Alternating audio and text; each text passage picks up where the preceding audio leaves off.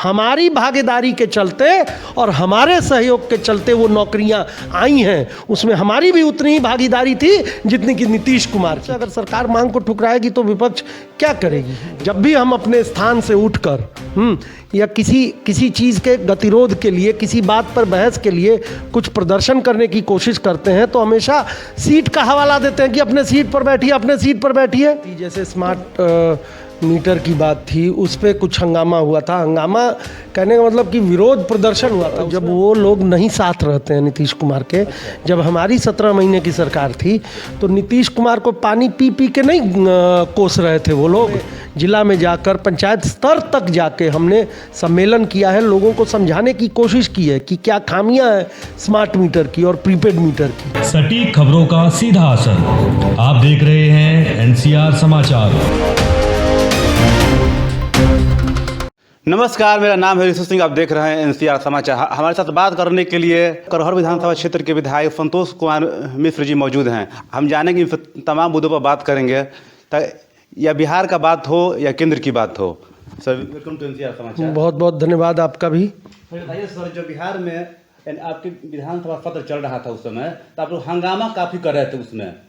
नहीं, कुछ ऐसे जनहित के मुद्दे थे। हाँ, कुछ ऐसी चीज़ें थी, जैसे स्मार्ट मीटर की बात थी, उस पर कुछ हंगामा हुआ था। हंगामा कहने का मतलब कि विरोध प्रदर्शन हुआ था। उसमें हम चाहते थे अपनी बात को रखना, इसके लिए विधानसभा अध्यक्ष से मांग कर रहे थे कि उस पर बहस होनी चाहिए। उसके लिए कार्यस्थगन प्रस्ताव दिया था। तो कार्यस्थगन प्रस्ताव में यही होता है कि भाई बहस के लिए आदमी मांग करता है, और उन लोगों ने अनुरोध को ठुकरा दिया, सीधे खारिज कर दिया। तो इस पर थोड़ा हंगामा हुआ था। अदरवाइज़ अगर आप देखें तो विधानसभा का सत्र इस बार भी बहुत सुचारू रूप से, फर्स्ट आवर में जो क्वेश्चन आवर होता है, उसके अलावा जो कुछ मुद्दे होते हैं, आते हैं, जैसे कि आपको शून्यकाल में आते हैं, ध्यानाकर्षण प्रस्ताव के जरिए आते हैं, तो उन मुद्दों को हम लोगों ने तो बहुत ही तरीके से इस बात को पहले से ही अपने विधायक दल के बैठक में भी हमने तय किया हुआ था।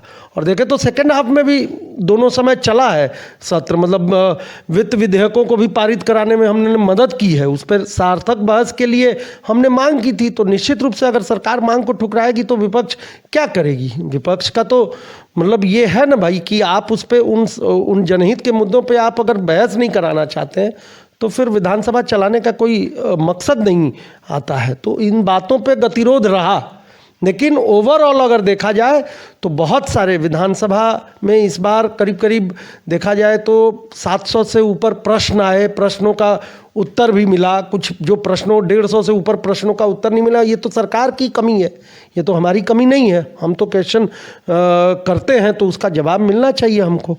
तो उस हिसाब से देखा जाए, फिर अंतिम दिन भी आपने देखा होगा कि गैर सरकारी संकल्प भी बहुत ही सुचारू ढंग से चला। तो ये सब चला है। सरकार केवल एक बहाना खोज रही है कि किसी तरह से विपक्ष को लाचार और मतलब कि उस पर दोषारोपण करे, ये बहाना खोज के सरकार इन चीज़ों का झूठा प्रचार और प्रसार करा रही है। तो क्या लग रहा है 2025 के विधानसभा चुनाव में मुद्दा रहेंगे स्मार्ट मीटर के मुद्दे पर? क्या आप लोग 2025 में तेजस्वी यादव को नीतीश सरकार बना सकते हैं क्या आप लोग? नहीं, देखिए ये अभी मैं इसकी बात नहीं, गठबंधन के नेता तेजस्वी यादव हैं। सरकार बनाने न बनाने की बात तब आती है जबकि आपको क्या कहते हैं कि जनता हमें किस प्रकार से आशीर्वाद देगी उसको देखेंगे। लेकिन हमारी मंशा तो है, हम तो सरकार को बहुत सारे मुद्दों पर घेरेंगे, केवल एक स्मार्ट मीटर की बात नहीं है। और स्मार्ट मीटर के लिए तो अगर देखा जाए तो अगले 3 महीने से कांग्रेस पार्टी खास तौर से और इसमें महागठबंधन के भी अन्य दलों का हम लोगों को साथ मिला है। कांग्रेस पार्टी ने इसकी बिहार में शुरुआत की, जिला में जाकर, पंचायत स्तर तक जाके हमने सम्मेलन किया है, लोगों को समझाने की कोशिश की है कि क्या खामियां हैं स्मार्ट मीटर की और प्रीपेड मीटर की, और बिजली के नाम पर किस तरह से बिहार सरकार उगाही कर रही है और कैसे यह एक बड़ा घोटाला है। उसके अलावा राज्य में देखिए तो शराबबंदी का जो प्रतिकूल असर है, जो शराबबंदी के नाम पर खुलेआम शराब बेची जा रही है, उसको लेकर ये भी एक मुद्दा रहेगा। बिहार में एक मुद्दा रहेगा, कानून व्यवस्था का भी मुद्दा रहेगा अगले 25 में। बिहार में रोजगार का भी बहुत बड़ा मुद्दा रहेगा। और बिहार में जो ये नारी सशक्तिकरण की बार बार बात कर रहे हैं, अगर नारी को इतना ही सशक्त किया इन लोगों ने, तो फिर क्यों जीविका और आशा दीदियां हड़ताल पे बैठी हुई हैं? अभी आपने देखा होगा कि विधानसभा चलते हुए 10,000 से ऊपर महिलाएं यहाँ प्रदर्शन कर रही थीं 26, 27, 27, 28 को। तो कैसे महिलाओं को आपने सशक्तिकरण प्रदान किया है? बहुत सारे मुद्दे हैं, किसानों के मुद्दे हैं। हमने किसानों के भी मुद्दों को विधानसभा में इस बार उठाया। जो खाद का कालाबाजारी ये लोग करवा रहे हैं, उसके ऊपर भी हमने गहन चर्चा की मांग की थी। बीजेपी साफ आरोप लगाती है आप लोग जब नीतीश कुमार के साथ रहते हैं, तो आप लोग तो जब उनके साथ रहते हैं तो इस मुद्दा को लेकर उस समय भी होती है, बहस होती है इस समय लेकर। नहीं, जब वो लोग नहीं साथ रहते हैं नीतीश कुमार के, जब हमारी 17 महीने की सरकार थी तो नीतीश कुमार को पानी पी पी के नहीं कोस रहे थे वो लोग, हैं? तो हम लोग ऐसा नहीं है, विपक्ष का एक सकारात्मक वो रहता। हम आज विपक्ष में हैं, कल उनके साथ थे, ठीक है, मानते हैं, कल उनके साथ थे। तो सरकार में जो हमारे सहयोग से, हम लोगों के सहयोग से जो सरकार सकारात्मक योजनाओं को चला रही थी, तो उसके समर्थन में तो निश्चित रूप से बोलेंगे। आप तो उनके साथ रहते हुए भी सरकार में उनके खिलाफ बोल सकते हैं। ये लोग, एक शब्द इनके मुंह से निकला है आज तक? आप देखिए, मैं एक छोटी सी बात बताता हूँ। आप जाइए, हम लोगों को सब अन्न, आपको, और ये आम लोगों की समस्या है, खासतौर से भूमि विवाद जो है प्रदेश में, भूमि से संबंधित जो मामले हैं, परिमार्जन का मामला हो, दाखिल खारिज का मामला हो, ये विभाग अक्सर बीजेपी के पास रहा है। जब भी एनडीए की सरकार यहाँ रही है, ज़्यादातर समय अक्सर। वो तो दिलीप जायसवाल बोल रहे हैं कि हम पूरे बिहार में पूरे जितना कर्मचारी रेवेन्यू अफसर हैं, चाहे सीओ हैं, सब पर हमने के लगभग कस रहे हैं। हमारे पास लगभग 189 सीओ का लिस्ट है, जिसमें 88-89 लोग का हमने पेमेंट बंद कर दी है। पेमेंट बंद किए हैं, प्रपत्र क गठित किए हैं, पेमेंट 5 दिन बंद कर दीजिएगा। आपको नहीं पता है कि अंचल कार्यालयों में पूरे प्रदेश में कितना भ्रष्टाचार है? और सीधे सीधे आम आदमी उससे प्रभावित होता है। किसी का भी काम, एक छोटा सा काम, परिमार्जन हो, दाखिल खारिज हो, कोई रसीदें कटाना हो, बिना पैसा लिए जितना भ्रष्टाचार उस विभाग में है, उसके लिए क्या कदम इन्होंने उठाए? उसके सीईओ का, आरओ का वेतन बंद कर देंगे 5 दिन, तो सुधर जाएगा क्या? वो लोग साफ साफ आरोप लगाते हैं एनडीए वाले कि देखिए, महागठबंधन के जितने लोग हैं, उनके जितने समर्थक हैं, वो सब ब्लॉक स्तर पर रहते हैं और सब सीओ से मिलकर वही काम करवाते हैं वो लोग। ये झूठ बोल रहे हैं, ये इन्हीं लोगों की है कि ज़्यादातर सरकार में कौन रहा है?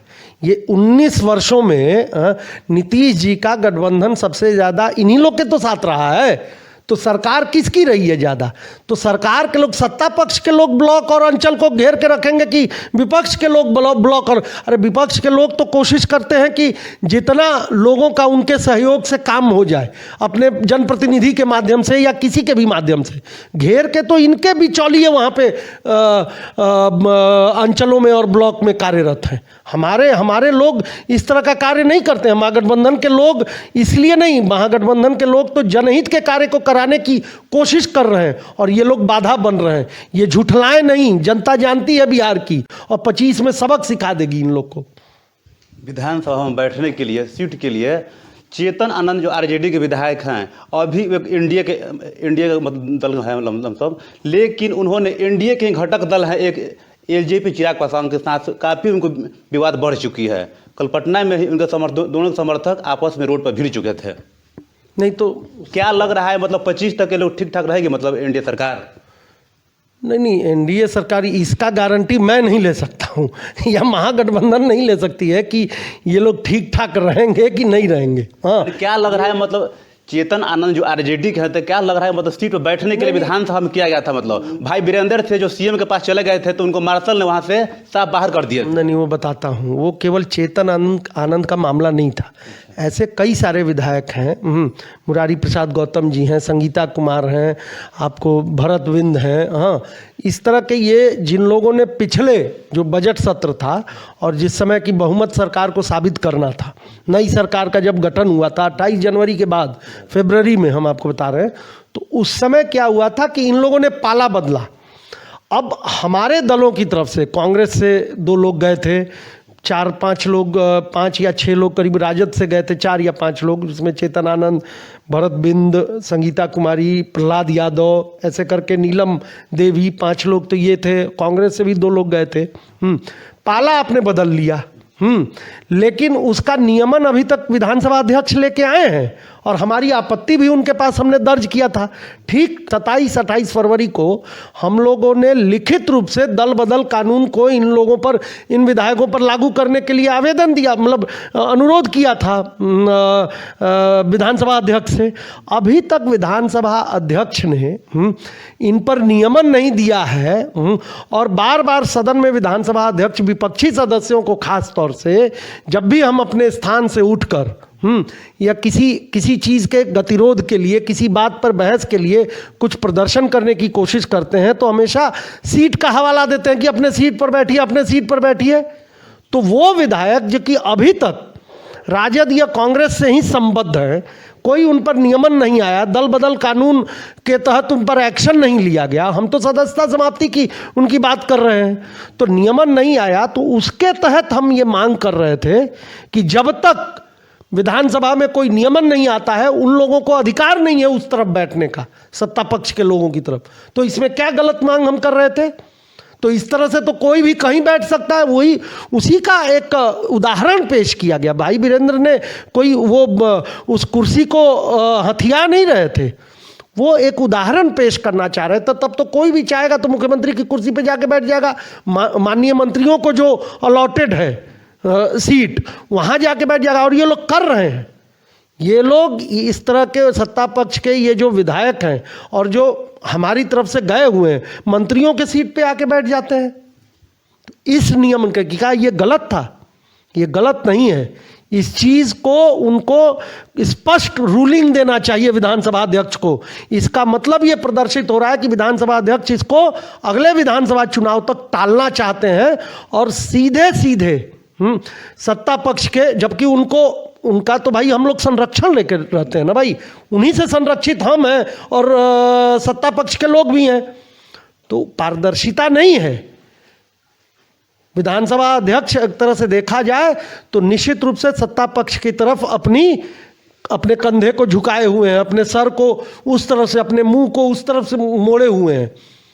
तो वैसा व्यक्ति कैसे पारदर्शी हो सकता है? कैसे उनको विधानसभा अध्यक्ष, कैसे मतलब विधानसभा अध्यक्ष होने के बाद कैसे वो हमें संरक्षण देंगे? कैसे उनसे हम अपेक्षा कर सकते हैं? क्या लग रहा है प्रतिपक्ष के नेता जो 2025 में जो पूरे राज्य में रैलियां करेंगे, तो क्या टीचर की जो बात करते हैं कि हमने 5 लाख की नौकरी दिए हैं, उन्होंने साफ साफ एक आगे स्टेटमेंट दे दिया कि नहीं, हम जब सरकार में थे 17 महीने तो हमने मुख्यमंत्री जी को हमने प्रेशर दिए थे, क्योंकि हर एक राज्य के मुखिया का होता है जो नौकरी पर मोहर होता है, ठीक ना? तो क्या 2025 के विधानसभा चुनाव में जहाँ जहाँ घूमेंगे तो नौकरी की चर्चा करेंगे वो? अरे निश्चित रूप से जो 7 लाख नौकरियां राज्य सरकार के द्वारा दी गई, राज्य सरकार के द्वारा, उसमें कोई पूरे राज्य सरकार का उसमें हाथ होता है। सत्ता जो लोग उस समय, जो हम लोग उस समय मतलब कि राज्य सरकार के हिस्सा थे, हाँ, हमारा गठबंधन का उस समय मतलब कि हमारी सरकार थी उस समय, तो निश्चित रूप से उसके पहले क्यों नहीं मुख्यमंत्री जी ने कर दिया?